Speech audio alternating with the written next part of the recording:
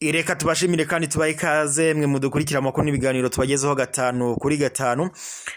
Ni mudukurikira muri hirya no hino hatandukanye tubahaye ikaze mu makuru yacu kandi twizere ko mumeze neza. Twuze cyane rero reka tunyarukire mu karere k'ibiyaga bigari abariho duhera amakuru yacu. Amakuru hagati ya Kongo ndetse n'u Rwanda nuko Perezida w'u Rwanda Paul Kagame yagaragaje icyatumye yemeza ko amagambo Tshisekedi yavugaga atari imikino. Mu yandi makuru kandi turayakomereza mu Burundi. Mu Burundi biri kuvuga ko hari urujijo ku bihumbi by'imihoro bivuga ko ngo leta yaje doko nyine leta y'u Burundi yaguze ikayiha imbonerakure cyangwa se urubyiruko rw'imbonerakure ruri mu ishyaka riri ku butegetsi CNDD FDD. Twihuse cyane rero mu makuru yacu ku buryo burambuye, reka tuyahere muri Repubulika Iharanira Demokarasi ya Kongo ndetse mu makuru avugwa hano mu karere k'ibiyaga bigari tuyahere kuyavugwa hagati n'u Rwanda na Kongo. Perezida w'u Rwanda Paul Kagame rero yagaragaje ko ubwo Antoine Felix Tshisekedi uyobora Repubulika Iharanira Demokarasi ya Kongo yatangiraga guha ikaze no kwakira abarwanya u Rwanda, yabonye ko ibyo ngo uwo muyobozi yavuze by'uko ashaka guhungabanya umutekano w'u Rwanda atakinaga. Nkuko rero biri kuvugwa mu kiganiro n'urubyiruko cyabaye tariki doko cyabaye mu Kuboza umwaka w'ibihumbi 2022, Tshisekedi yagize ati Abanyarwanda ni abavandimwe bacu, ahubwo bakeneye ubufasha bwacu kuko baraboshywe, bakeneye ubufasha bwacu ngo tubabohore. Ni abavandimwe bakeneye ko dushyira hamwe tukabakiza ubuyobozi bubasubiza inyuma. Ubwo rero yaganiraga n'umunyamakuru Sophie Mokoena wa SABC News, Perezida Paul Kagame yatangaje ko yabonye ko ibyo Antoine Felix Tshisekedi yavuze bitari imikino. Agira ati ubwo Tshisekedi yatangiraga kwakira bamwe mu bafite umugambi wo guhungabanya umutekano w'u Rwanda akanaha FDR ubufasha burimo intwaro, twabonye ko ibi ngibi bifite icyo bisobanuye. Perezida w'u Rwanda yagize ati ubwo twabonaga ahuza abantu akabajyana i Kinshasa ndetse agaha intwaro FDR na buri kimwe bakeneye kugira ngo barwanye M23 n'undi wese yifuza, byatangiye kuba byo. Ikibazo cya FDLR twarakigize muri Repubulika Iharanira Demokarasi ya Kongo na mbere y'uko Antoine Felix Tshisekedi aba perezida. Aho abereye perezida rero yatangiye kwifatanya nabo kugira ngo ateze ibibazo cyane cyane u Rwanda. Perezida w'u Rwanda Paul Kagame yasobanuye ko ikirenze ibyo byose ari uko Antoine Felix Tshisekedi yatangiye gukorana n'ibihugu birimo u Burundi kugira ngo bimufashe ngo mu mugambi we. Perezida w'u Rwanda yagize ati rero urebye uko u Burundi bwinjiye muri Repubulika Iharanira Demokarasi ya Kongo bukifatanya n'ingabo za Kongo FARDC mu kurwanya umutwe wa M23 bifitanye isano n'amateka ya jenoside, politike igendera ku ivanguramoko, ironda bwoko n'itoteza twatangiye kubiha agaciro gakomeye. Perezida w'u Burundi Evariste Ndayishimiye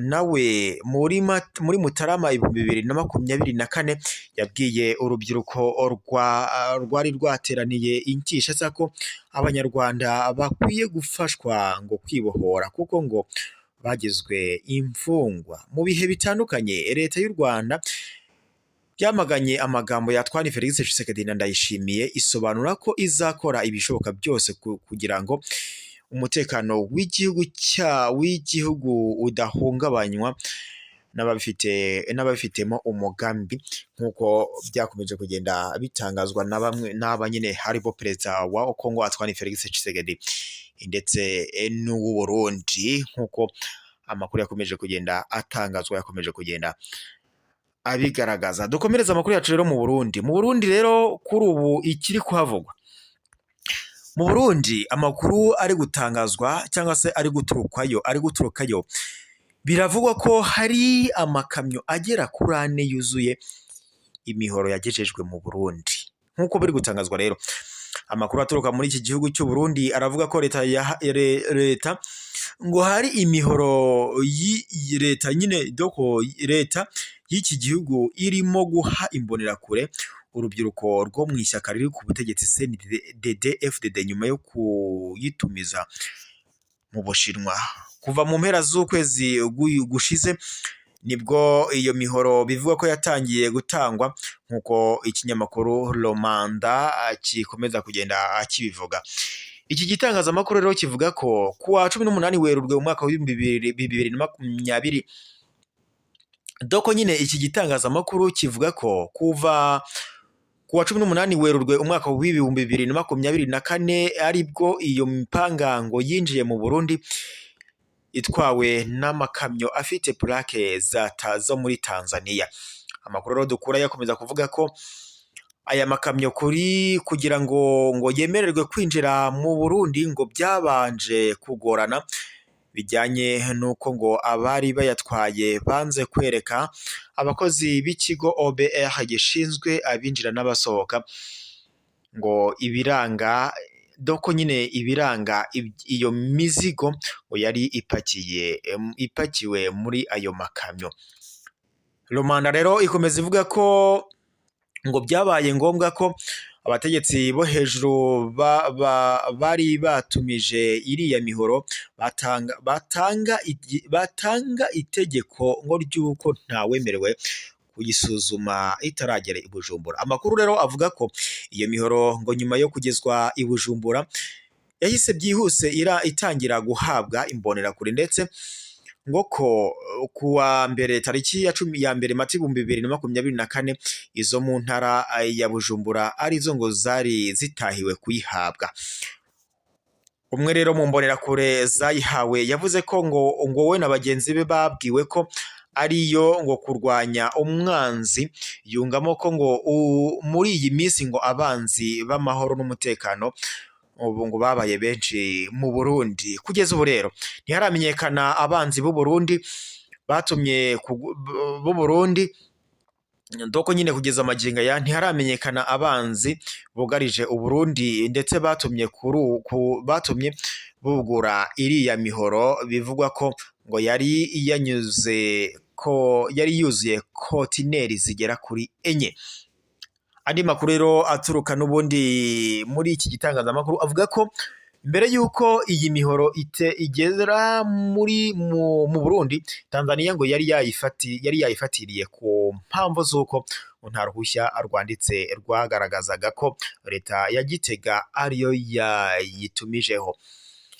Ibi rero ngo binajyanye nuko imihoro ifatwa nk'intwaro. Bivugwa ko rero Perezida w'u Burundi Evariste Ndayishimiye yahamagaye muri Tanzania asaba ko iriya mihoro yakwemererwa gutambuka, gusa Tanzania ngo ikomeza kubyanga kugeza ubwo u Burundi buyoherereje igihamya cy'uko ngo aribwo bwari bwayitumije. Kugeza ubu leta y'u Burundi cyangwa se ishyaka riri ku butegetsi CNDD-FDD nta ruhande na rumwe ruragira icyo rutangaza